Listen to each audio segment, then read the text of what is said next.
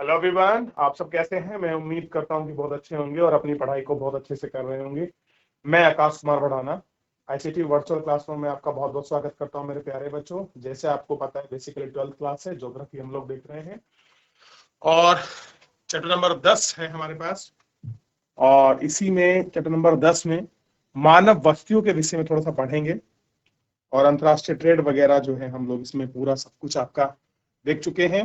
और सबसे पहले हम समझने का प्रयास करेंगे।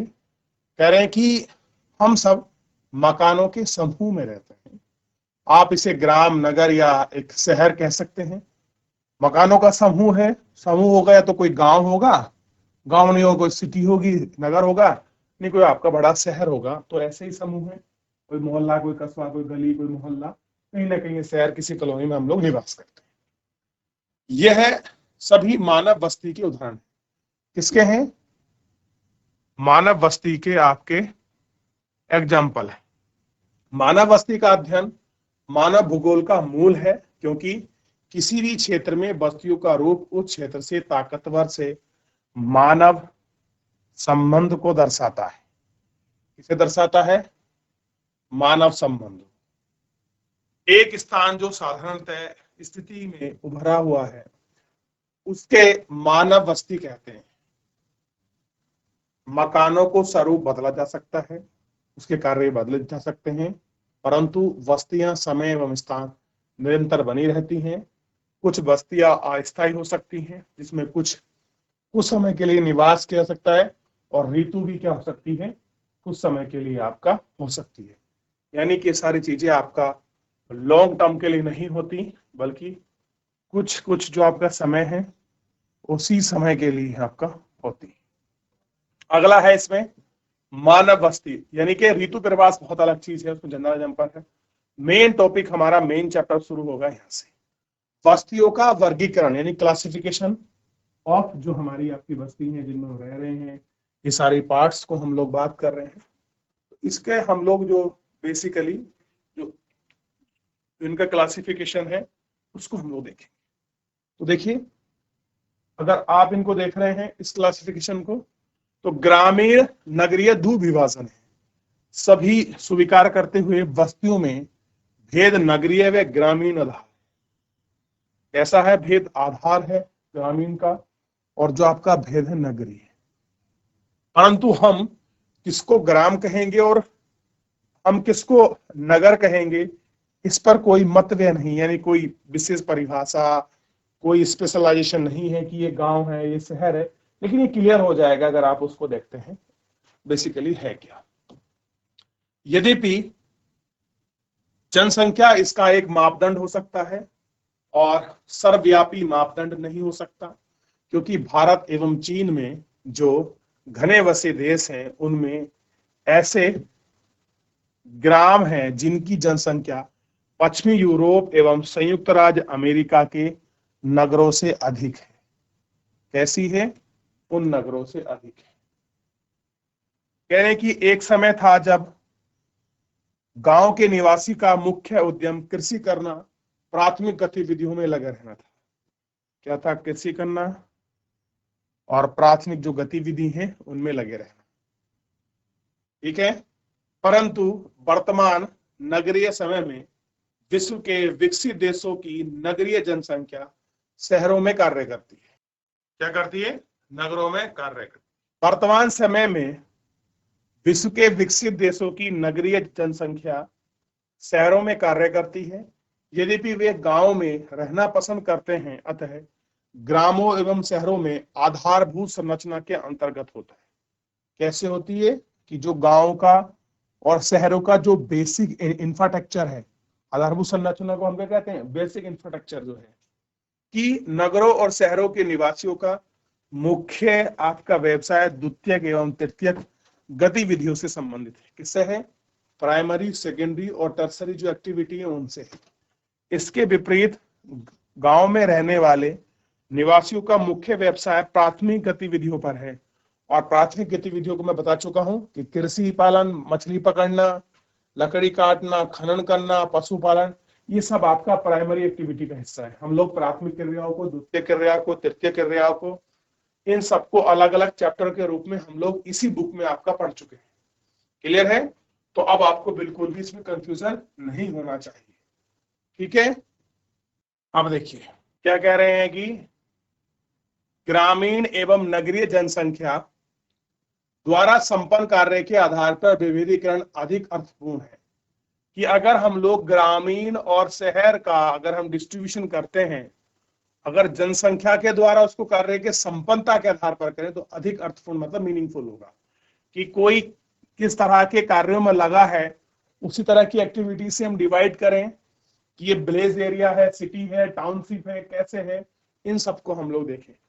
क्योंकि ग्रामीण एवं नगरीय बस्तियों द्वारा कार्यों के पदानुक्रम में समान रूपता नहीं है। कैसे है?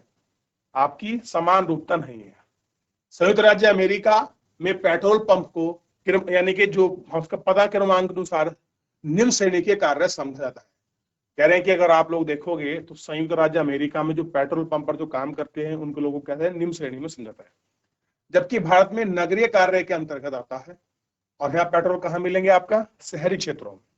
अतः यहां तक कि एक देश के अंदर ही कार्य का प्रादेशिक अर्थव्यवस्था के अनुसार अलग अलग हो सकता है। सुविधा विकसित देशों के ग्रामों में पाई जाती हैं, वैसी सुविधा विकसित विकासशील एवं अल्प विकासशील के गांव में दुर्लभ होती है। यानी कि जो आपका डेवलपिंग नेशन है उनके यहाँ गांव में भी ऐसी सुविधा है जैसी आपका विकासशील और अल्प विकसित के शहरों में होती है, और गांव में ये से थोड़ी सी आपका दुर्लभ हमको दिखाई देती है।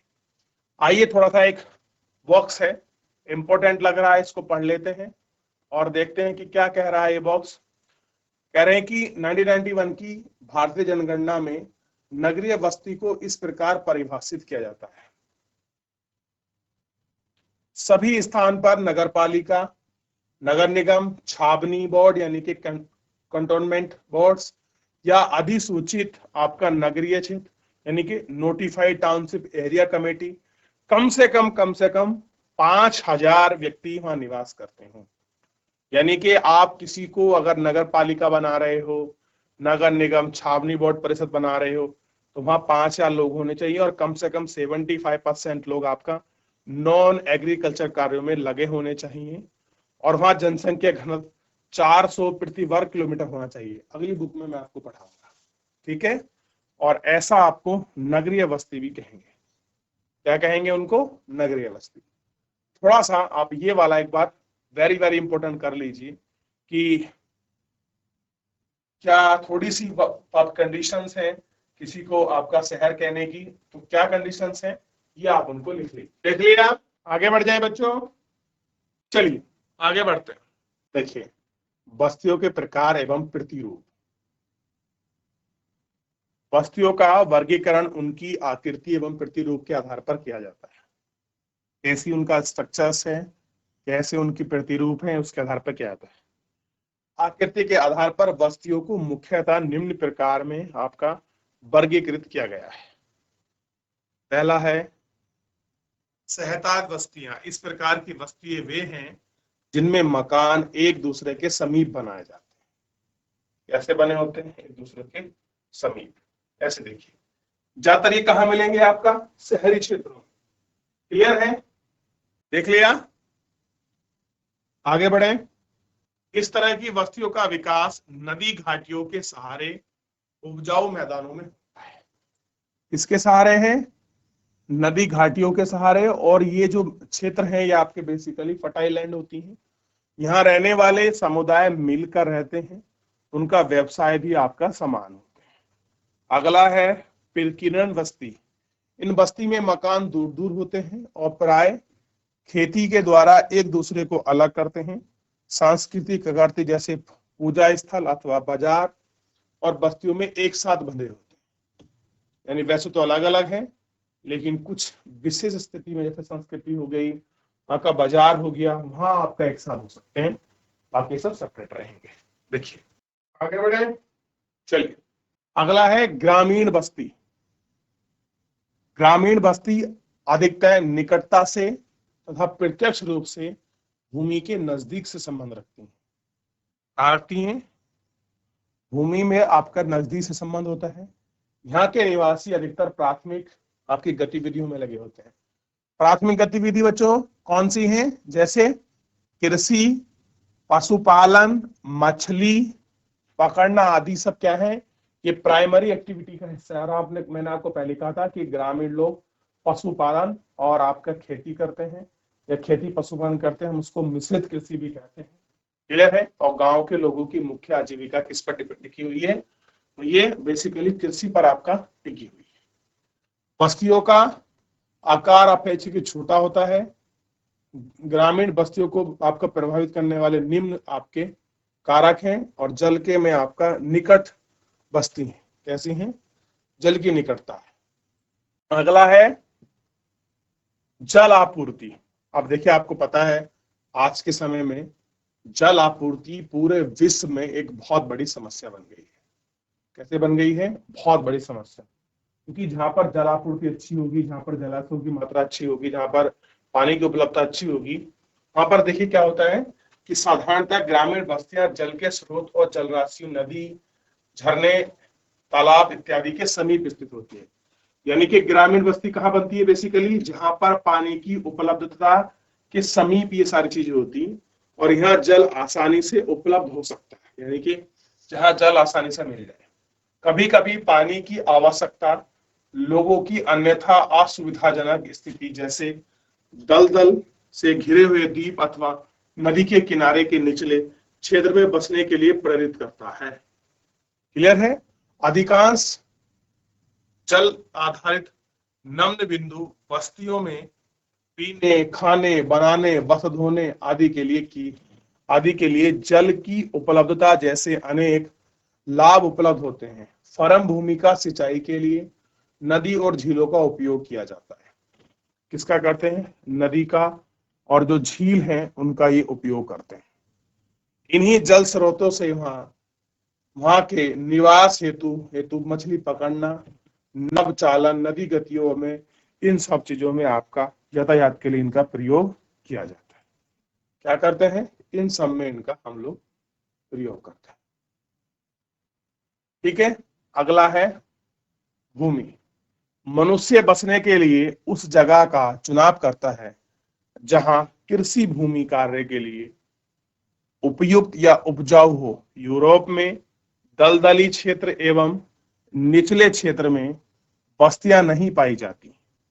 ठीक है? कहां पर? मनुष्य बसने के लिए जहां कृषि भूमि कार्य के लिए उपयुक्त है। यूरोप में दलदली क्षेत्र, निचले में बस्तियां नहीं मिलती। भारत में तो मिल जाती हैं बच्चों। जबकि दक्षिणी पूर्व एशिया, साउथ ईस्ट एशिया में रहने वाले लोग नदी घाटियों के निम्न भाग एवं आपके तटीय मैदानों में निकट बस्ती हैं। और आप देखिए, ये भारत का आपका कोस्टल लाइन है ये, और यहाँ सब जगह क्या है? लोग बसे हुए हैं। नीचे जो आपका तटीय क्षेत्र है, जो उनके नम्र चावल की कृषि के लिए सहायक होते हैं और किसी भी क्षेत्र में प्रारंभिक अधिवास उपजाऊ और समतल क्षेत्र में ही बसते हैं। यानी कि जब भी आदिवास यानी कि जब लोगों का रहन सहन शुरू होता है, वो सबसे पहले जो प्लेन एरियाज हैं उनमें ही सबसे पहले आपके लोग वहां क्या होते हैं? आना जो है आपका शुरू होते हैं। और ये आपका दिखाई देता। अगर देखिए उच्च भूमि के क्षेत्र, उच्च भूमि मतलब हाईलैंड, बेसिकली प्लेट्यू रीजन। उच्च भूमि के क्षेत्र में देखिए मानव ने अपने अधिवास हेतु ऊंचे क्षेत्र को इसलिए चुना है वह बाढ़ के समय होने वाली क्षति से बच सके एवं मकान एवं जीवन सुरक्षित रह सके। नदी बेसिन में निम्न भागों में बस्तियों में नदी वेदिकाओं और तटबंधों में बसाई जाती हैं। ठीक है? अब देखिए एक बेचारा कैसे हाइट पर आपका मकान बनाकर रह रहा है, आप इसको देख रहे हैं आप कैसे रह रहा है व्यक्ति। क्योंकि ये भाग शुष्क बिंदु के होते हैं। उष्णकटिबंधीय क्षेत्रों में दलदली क्षेत्रों के निकट अपने मकान पर स्तंभ पर आपके बनते हैं, जिसमें बाढ़ एवं कीड़े मकोड़ों से बचाया जा सकता है। ठीक है? ड्राइज जो एरिया है उनमें बसते हैं। आप कह रहे हैं गृह निर्माण सामग्री, मकान बनाने के लिए बहुत कुछ चाहिए होता है आदमी को। कह रहे हैं कि मानव बस्ती के विकसित होने के लिए गृह निर्माण सामग्री की उपलब्धता एक बड़ा कारक है, कि एक बड़ा फैक्टर है कि अगर आपको अपना घर मकान बनाना है तो वहां आपको कुछ जो गृह निर्माण सामग्री होती है, ईंट बाजरू, ईंट होती है, कंकड़ पत्थर बालू सरिया वगैरह, लेबर पावर, सब चीजें होती है। तो जहां आसानी से लकड़ी पत्थर आदि प्राप्त हो सके, मनुष्य भाई ही अपनी बस्ती बसाता है। वनों को काटकर प्राचीन गांव को बनाया गया है जहां लकड़ियों की बहुत आया है। और कैसे मिलती हैं? यहाँ लकड़ी आपको बहुत बड़ी मात्रा में जो है। देख लिया इतना, चलिए आगे बढ़े। देखिए, चीन का लोयस का क्षेत्र, वहां के कदराओं में मकान बनाते हैं। लोयस का क्या है? ये बेसिकली लोयस एक आपका पठार है। क्या है? पठारी रीजन है। और कंदराव का मतलब होता है गुफा। क्या मतलब होता है? गुफाएं। तो यहाँ क्या करते हैं लोग, आप मकान बनाते हैं एवं अफ्रीका के जो सवाना, सवाना मतलब होता है आपका बेसिकली उष्णकटिबंधीय घास के मैदान।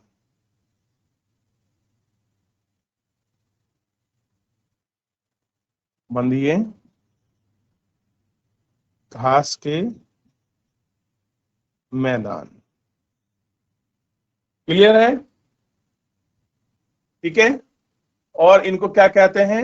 अब देखिए, बहुत से जहां जहां आपके बर्फ के क्षेत्र हैं वहां क्या बनते हैं? एस्किमो हिमखंडों में अपना घर बनाकर रहते हैं, उनको क्या बोलते हैं? इग्लू।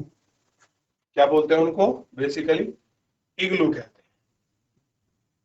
तो राजनीतिक अस्थिरता, युद्ध या पड़ोसी समूह के उपद्रवी की स्थिति में गांव को सुरक्षात्मक पहाड़ी एवं द्वीप पर बसाया जाता है। नाइजीरिया के इल्वेसबर्ग में अच्छी सुरक्षा स्थिति प्रदान करने भारत में अधिकतर ऊंचे दुर्ग और पहाड़ियों पर लोग आपका बसे होते थे। तो ये कारण है ताकि लोगों को सिक्योरिटी मिल सके, एक सिक्योरिटी पर्पस के रूप में भी लोग दाएं बाएं आपके अपना बसते हैं। तो उसके बाद हम नियोजित को देखेंगे, लेकिन सबसे पहले जितना हमने अभी पढ़ लिया है, इसमें किसी का कोई डाउट, कोई क्वेरी हो मुझसे पूछे मेरे बच्चों, फिर हम लोग इसमें आगे बढ़ेंगे और आगे बढ़ के अगर कुछ डाउट है, कोई क्वेरी है, उनको ले लेंगे। ठीक है, एक बार देख लें। देख लिया बच्चों? चलिए ध्यान दीजिए। अब है नियोजित बस्तियां। इस तरह की बस्तियां सरकार द्वारा बनाई जाती हैं। ग्रामीण स्वतः ही जिन बस्तियों में स्थित चयन नहीं किया जाता, सरकार द्वारा अधिकृत ऐसी भूमि पर निवासियों को स्थिति प्रदान करते हैं। भारत में अधिकतर ऊंचे दुर्ग स्थानों पर, ठीक है, सभी प्रकार की सुविधा अब क्या करती है सरकार, आपका कोई एक किसी बस्ती को अपने हिसाब से सुनियोजित कर उसको स्टैब्लिश करती है।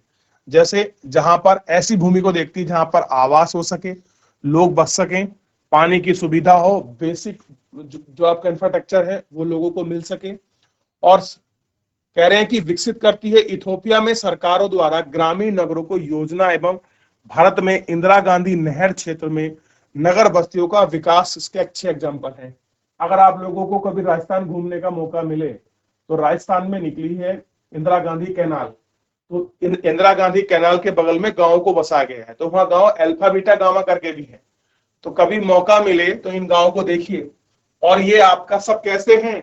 ये आपका नियोजित है। सब कैसा है? नियोजित का मतलब है जिनको सरकार वेल प्लानिंग करके बसाती है।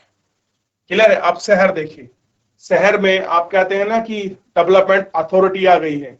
अब कोई भी शहर बनता है तो शहर को आपका बसाने के लिए पहुंच जाता है। को बसाया, चंडीगढ़ को बसाया, ग्रेटर नोएडा को बसाया, नोएडा को बसाया, ताकि क्या हो सके, एक सुनिश्चित किया जा सके एक लोगों को पानी, आवास, हर चीज, ताकि आने वाले 100 साल में भी ऐसी समस्या पैदा ना हो जैसे कि वहां ट्रांसपोर्टेशन में कोई प्रॉब्लम है, हॉस्पिटल जाने में कोई प्रॉब्लम हो रही है, यानी कि वातावरण में कोई संबंधित है। तो सबको बड़े ध्यान में रखकर ये सारी चीजों को इसमें किया गया है।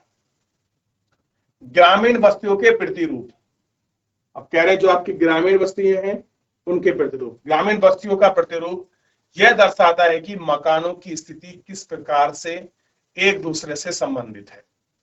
गांव की आकृतियां एवं प्रसार को प्रभावित करने वाले कारकों में गांव की स्थिति, समीपवर्ती स्थलाकृति, क्षेत्र के भूभाग पर रखते हैं। ग्रामीण बस्तियों का वर्गीकरण कई मापदंडों के आधार पर किया जाता है। कुछ ऐसे मापदंड हैं जिनके आधार पर हम लोग क्या करते हैं, उनको मापते हैं, उनको आपका बेसिकली देखते हैं। क्लियर है? अब देखिए, इस तरह से कुछ बसा होता है शहर का नक्शा। देखिए, आप जीपीएस में देखोगे ज्यादा दिखाई देगा आपको, गूगल मैप वगैरह में ये सारी चीजें बड़े कॉमन फीचर्स के रूप में आपको देखने के लिए मिलेगी।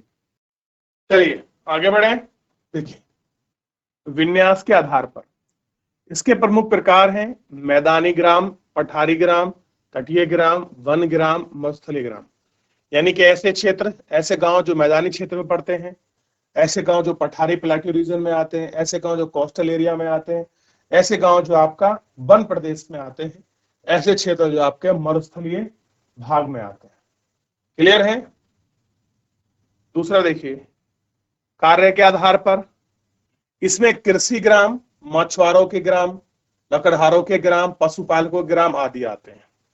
अगला है बस्तियों की आकृति के आधार पर। इसमें कई प्रकार की ज्यामितियां आकृति हो सकती हैं, जैसे रेखीय, आयताकार, वर्गाकार, ठीक, तारे के आकार की, टी आकार, चौपट्टी, दोहरे ग्रामीण क्षेत्र में भी आपको मिलती है। रेखीय प्रतिरूप यानी कि इसी का सब पार्ट है। उस प्रकार की बस्तियों में मकान, सड़क, रेलवे लाइन, नहर, घाटी के किनारे अथवा तटबंध पर स्थित होती है। अगला है आयताकार प्रतिरूप। ग्रामीण बस्तियों का यह है वह प्रतिरूप क्षेत्रों अथवा चौड़ी अंतरापट्टी घाटी में पाया जाता है, जिसमें सड़क आयताकार होती है और एक दूसरे को आपका क्या करती है, समकोण पर काटती है। ठीक है? कैसे काटती है सड़कें एक दूसरे को? समकोण पर काटती। तो सड़क जो आपकी सड़क है ये कहां काट रही है? 90 पर। और कब है? जब अगर इस तरह से आयताकार में बसा है। क्लियर है? अब देखिए, वृत्ताकार प्रतिरूप में अगर गोल में बसा है, इस तरीके से राउंड में बसा है, तब क्या होगा? इस प्रकार में गांव में झील, तालाब आदि क्षेत्र के चारों ओर बस्ती बच जाने से विकसित होती है। मान लीजिए कोई यहाँ पर आपका तालाब था, इधर इसके पास पड़ोस में इधर ये गांव बस गया, इसको बोल दिया हमने आपका वृत्ताकार। तो किसके रूप है बेसिकली ये बस्ती की आकृति के आधार पर। अब एक एग्जाम्पल हमको दिखाया गया है रेखीय। रेखीय मतलब एक आपकी पट्टी में बसा है गांव। जैसे आपको सड़क मिलेगी, बस उसके पास पड़ोस में लोग बसे हैं, ना इधर को बसे ना आपको उधर को बसे, केवल सीधे एक आपका रेखीय यानी कि पट्टी के रूप में जो बसे हुए लोग हैं उन्हीं को कह दिया हमने रेखीय पट्टी के लोग। ठीक है? देखिए चले, और कहना से बताए जाते हैं और उसमें उसका मध्य भाग खुला रहता है जिसमें पशुओं को रखा रहता है ताकि वे जंगली जानवरों सुरक्षित रह सकें। अगला है तारे के आकार का प्रतिरूप। ऐसा है तारे के आकार का प्रतिरूप। कहीं मार्ग आकार एक स्थान पर मिलते हैं, उन मार्गों के सहारे मकान बनते हैं और वहां तारों की आकार की बस्तियां विकसित होती हैं। या टी आकार,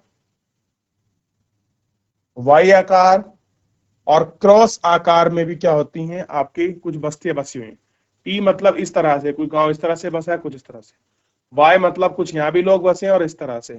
कुछ क्रॉस में बसे होते हैं इस तरह से, ये क्रॉस है ना, इस तरह से बस्तियां बसी हुई। जबकि वाई आकार की बस्तियों में उन क्षेत्र में पाई जाती हैं जहां दोनों मार्गों के अतिरिक्त तीसरा मार्ग मिले। यानी कि बेसिकली जब जहां दो मार्ग से अतिरिक्त आपका तीसरा मार्ग मिलता है तो क्रॉस आकार की बस्तियां, चौराहे प्रारंभ होते हैं और चौराहे की जो आपकी दिशा में बसना ये सब प्रारंभ हो जाता है। देखिए ये बसे हैं सब ऐसे दिखाया वाई आकार में।